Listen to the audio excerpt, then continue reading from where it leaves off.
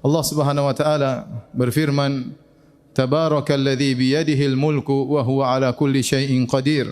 Alladzi khalaqal mauta wal hayata liyabluwakum ayyukum ahsanu amala. Maha suci Allah yang di tangannya lah segala kerajaan dan dialah yang maha kuasa atas segala sesuatu, yang telah menciptakan kehidupan dan kematian, liyabluwakum untuk menguji kalian, ayyukum ahsanu amala, manakah di antara kalian yang amalannya yang terbaik. Allah Subhanahu wa taala mengingatkan dalam ayat ini tentang kualitas amal. Sebelum berbicara tentang kuantitas amal, maka kualitas amal hendaknya kita perhatikan. Mana di antara kalian yang amalan yang terbaik?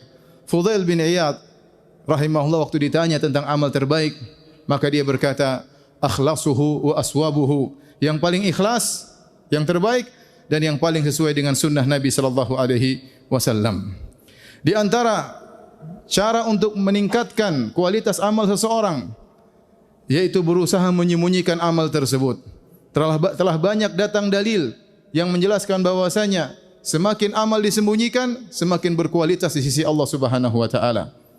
Di antaranya Nabi sallallahu alaihi wasallam bersabda, "Man istata'a minkum an yakuna lahu khabi'un min amalin salih falyaf'al." Barang siapa di antara kalian yang mampu memiliki amal saleh yang tersembunyi, itu tidak ada yang tahu kecuali Allah Subhanahu wa taala, maka lakukanlah. Maka lakukanlah. Ini isyarat seorang berusaha untuk menyembunyikan amal solehnya sebisa mungkin. Oleh karenanya, 3 orang atau beberapa orang yang dinaungi oleh Allah pada hari kiamat kelak, di antara 7 golongan adalah orang-orang yang menyembunyikan amalan mereka. Kata Nabi SAW, Sab'atun yidhiluhumullah fi yaumin la dhilla illa dhilluh. 7 golongan yang Allah naungi mereka di hari tatkala matahari jaraknya 1 mil, hari yang sangat panas, keringat bercucuran. Ada 7 golongan yang bahagia yang Allah naungi mereka, tidak ada naungan kecuali naungan Allah Subhanahu wa taala. Di antaranya kata Nabi sallallahu alaihi wasallam, rajulun qalbuhu mu'allaqun bil masajid. Seorang hatinya rindu ke masjid. Tidak ada yang tahu kerinduannya kecuali Allah Subhanahu wa taala. Dia rindu ingin ke masjid. Tidak dia umumkan kebanyakan ke masyarakat. Tidak dia umumkan ke orang-orang, tapi Allah tahu hatinya rindu ke masjid. Di antaranya kata Nabi sallallahu alaihi wasallam, rajulun tasaddaqa bi yaminihi fa akhfaha hatta la ta'lama shimaluhu ma tunfiqu yaminuhu. Seorang yang bersedekah dengan tangan kanannya, kemudian dia sembunyikan sampai-sampai tangan kirinya tidak tahu apa yang disedekahkan oleh tangan kanannya. Jangankan orang lain tahu, sebagian anggota tubuhnya, tangan kirinya tidak tahu apa yang diinfakkan oleh tangan kanannya. Menunjukkan betapa berusaha dia untuk menyembunyikan sedekah yang dia keluarkan. Dan yang ketiga Nabi sebutkan di antara 7 golongan tersebut, rajulun dzakarallaha khalian fafadat ainah. Seorang dia tatkala bersendirian, khalian bersendirian, dia ingat Allah, maka kemudian kedua matanya mengalirkan air mata.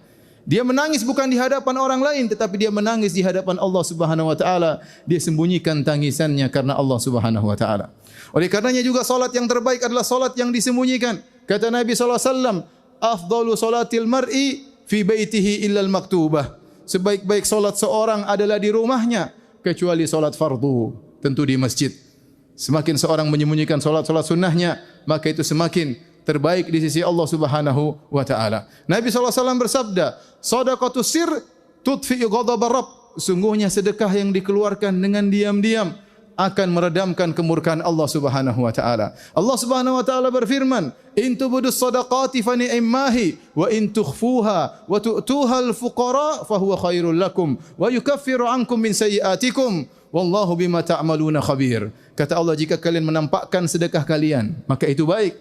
Tapi jika kalian sembunyikan sedekah kalian, lantas kalian berikan kepada fuqara, maka itu lebih baik bagi kalian dan Allah akan menghapuskan dosa-dosa kalian. Sungguhnya Allah Maha Khabir, Allah mengetahui dengan detail apa yang kalian kerjakan. Lihat dalam ayat yang terakhir yang saya bacakan, Allah sebutkan 2 kualitas amal. Amal yang nampak dan ikhlas, lebih baik lagi amal yang ikhlas dan disembunyikan.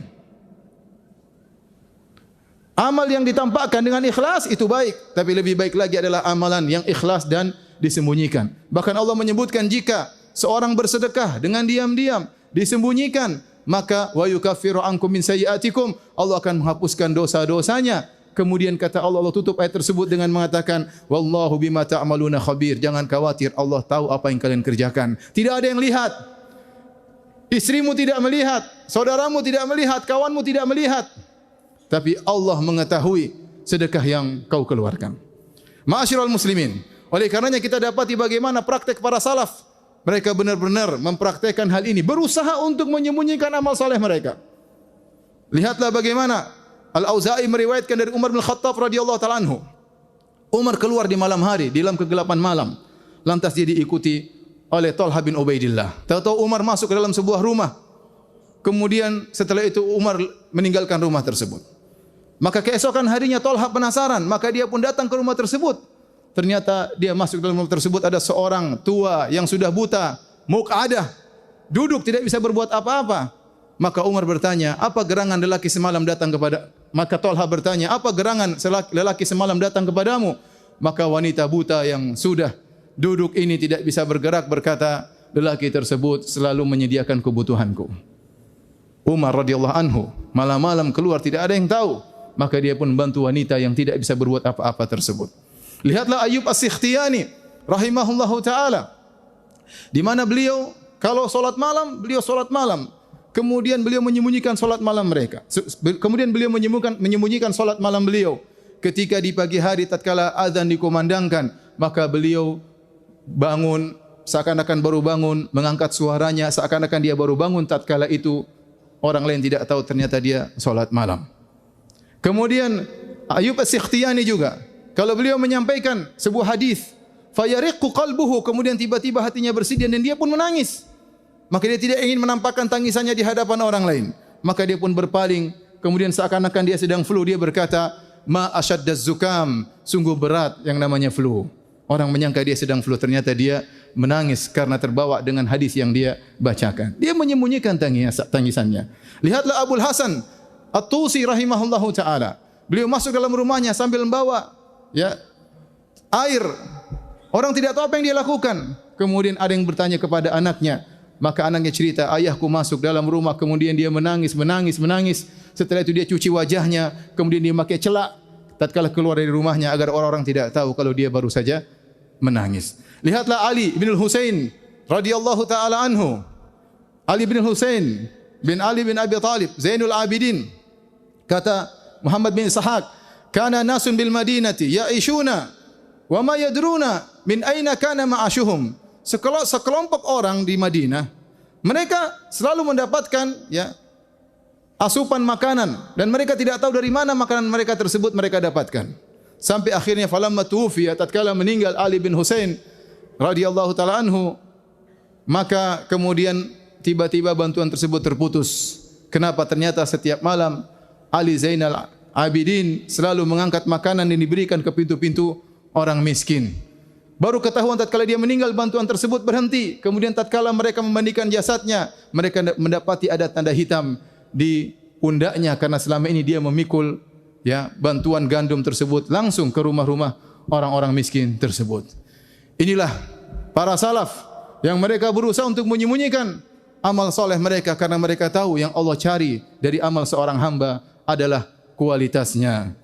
Aqulu qouli hadza astaghfirullah li wa lakum wa lisa'il muslimin min kulli dhanbin wa khati'ah fastaghfiruhu innahu huwal ghafurur rahim.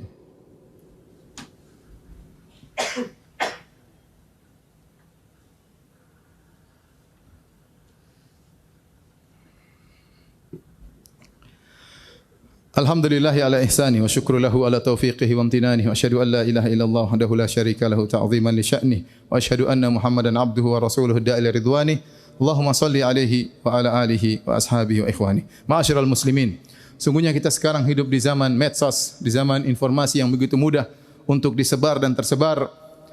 Seorang waspada jangan sampai dia mengurangi kualitas amalannya dengan menyebarkan, dengan men-share amal soleh yang dia lakukan.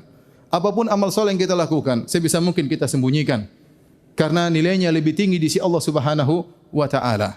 Adapun kalau kita share amal soleh kita, berbakti kepada orang tua, kita sebutkan di medsos. Kita pergi umrah, kita sebutkan di medsos. Kita lempar di grup, kita hajian, kita foto-foto diri kita, kemudian kita tebarkan di Facebook dan medsos lainnya. Kita bersedekah, kita sebutkan, kita cerita, kita berdakwah, kita cerita sana cerita sini. Akhirnya kualitas amal kita berkurang dan itu yang diinginkan oleh syaitan. Kata Ibnu Qayyim rahimahullahu taala. Tatkala syaitan tidak mampu untuk menjadikan seorang terjerumus dalam riya, maka syaitan membuat dia terjerumus dalam hal yang bisa mengurangi kualitas amalnya. Tadinya amalnya tersembunyi, tentu itu pahalanya besar, berlipat-lipat ganda daripada amal yang tidak tersembunyi. Maka syaitan gelitiki dia. Akhirnya dia pun cerita bahwasanya dia telah melakukan demikian dan demikian. Dia share di sana sini, dia sebarkan di grup, dia sebarkan di medsos. Akhirnya dan dia masih ikhlas. Maka pahala dia berkurang dari pahala amal yang tersembunyi menjadi pahala amal yang terlihatkan. Kemudian syaitan menggoda lagi sampai akhirnya kali ini dia cerita dalam rangka untuk riya, sehingga akhirnya amal soleh yang tadinya tercatat bisa jadi hangus di sisi Allah Subhanahu wa taala. Maka perkara yang menakjubkan di zaman sekarang ini, kalau para salaf dahulu mereka bersusah payah untuk menyembunyikan amal soleh mereka, maka sebagian orang di zaman kita bersusah payah untuk men-share amal soleh mereka. Bersusah payah membuat tim untuk bisa men-share amal soleh yang dia lakukan. Dia tidak tahu bahwasanya yang diterima oleh Allah hanyalah amalan yang ikhlas di sisi Allah Subhanahu wa taala. Semoga Allah Subhanahu wa taala menganugerahkan kita keikhlasan dan semoga Allah Subhanahu wa taala menjauhkan kita dari penyakit-penyakit hati, penyakit riya, ujub dan yang lainnya.